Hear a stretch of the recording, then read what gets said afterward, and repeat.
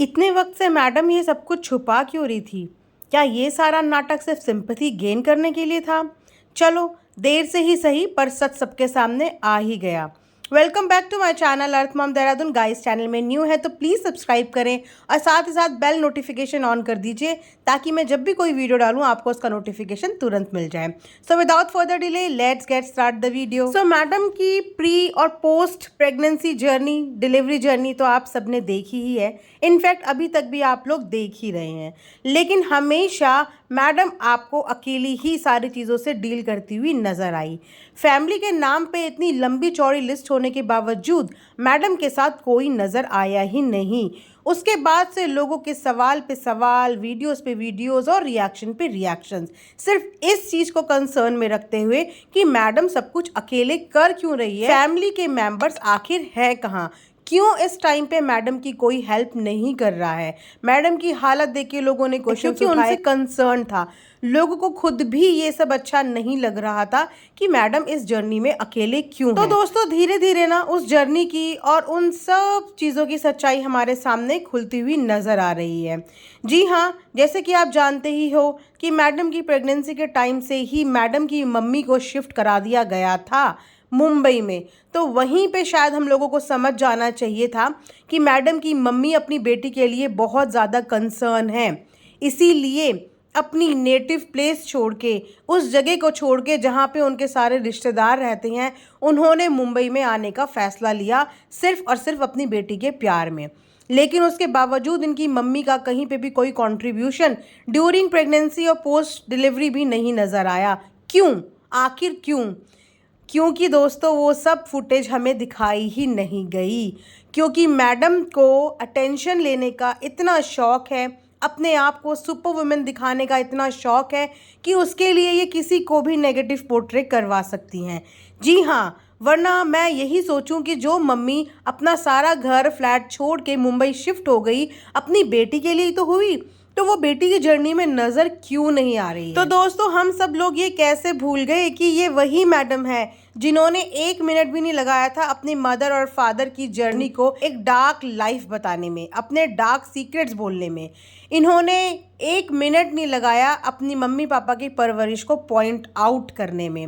लेकिन हम ये कैसे भूल गए? सबसे बड़े बेवकूफ़ तो हम ही निकले, क्योंकि अब जिस तरीके की धीरे धीरे फुटेजेस आ रही हैं उसमें इनकी मम्मी का कंट्रीब्यूशन नज़र आ रहा है। इनकी मम्मी जो हर चीज़ को तरीके से और संभाल के रखने वाली लेडी हैं, चाहे आप उनके घर की क्लीनिनेस देख लीजिए, चाहे उनका खुद का हाइजीन देख लीजिए और चाहे उनकी खुद की ग्रूमिंग देख लीजिए। आजकल इनकी मम्मी की हालत आप लोग देख सकते हो। उनके कहीं से ग्रे हेयर्स हो रहे हैं, यहाँ तक कि उन्हें अपने हेयर पॉलिश करने तक का टाइम नहीं मिल रहा है। इसका मतलब यही है कि इनके बेबी को जो टेक केयर कर रही हैं वो कम्प्लीटली मैडम की मम्मी ही कर रही हैं।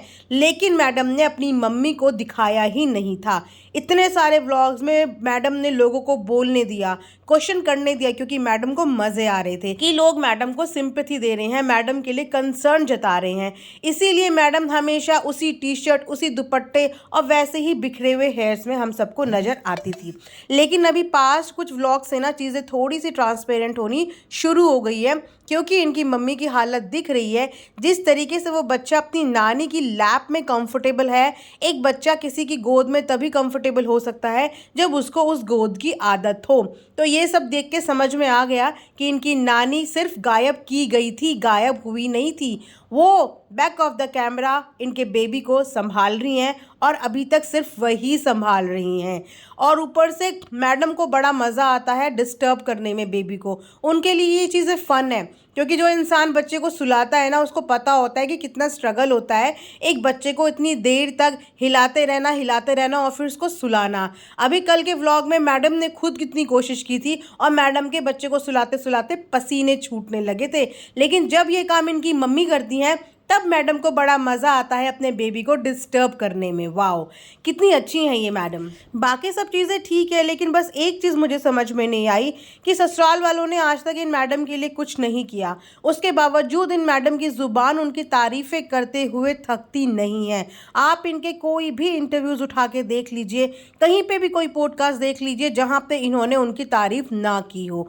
इतनी तारीफ़ें, लेकिन जिस जगह पे इन्हें तारीफ़ करनी चाहिए थी, ठीक है, इनके पेरेंट्स की आपस में नहीं बनी। दुनिया में ऐसे बहुत लोग हैं जिनकी आपस में नहीं बनती, म्यूचुअल अंडरस्टैंडिंग से वो लोग सेपरेट भी होते हैं, लेकिन बच्चों का कोई हक नहीं होता अपने पेरेंट्स को पॉइंट आउट करने के लिए, क्योंकि कोई भी पेरेंट्स अपने बच्चे के लिए कोई भी कमी नहीं छोड़ते। और आज ये जहाँ पे भी हैं, जिस भी हाल में है, या जो भी स्टारडम इन्हें मिला था, वो इनके पेरेंट्स की ही अपब्रिंगिंग की वजह से इन्हें मिला था।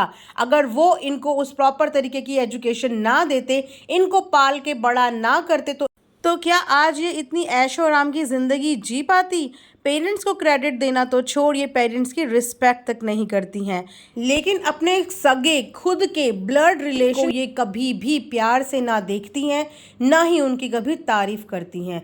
लेकिन ऑडियंस तो सब देख रही है कि इस पूरी जर्नी में इनके साथ इनकी मम्मी ही है, इनकी अम्मी नहीं है, जिनकी तारीफ़ें करते हुए इनकी ज़ुबान थकती नहीं है। वहाँ पे आज तक इन्होंने कभी अपनी मम्मी की तारीफ़ नहीं की होगी, उनको कभी अप्रिशिएट नहीं किया होगा, अपने पापा को कभी अप्रिशिएट नहीं किया होगा कि अगर वो लोग अलग हुए भी तो कितने एलिगेंटली और सोफिस्टिकेटेड तरीके से अलग हो गए।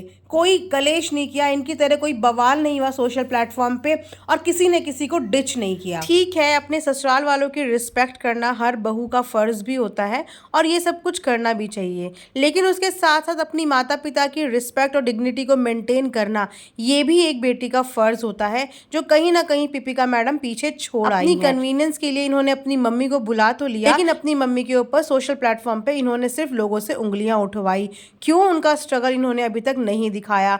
क्यों वो अपनी बेटी के लिए क्या क्या कर रही हैं, इन्होंने वो नहीं दिखाया? और क्यों लोगों को बोलने के लिए छोड़ दिया?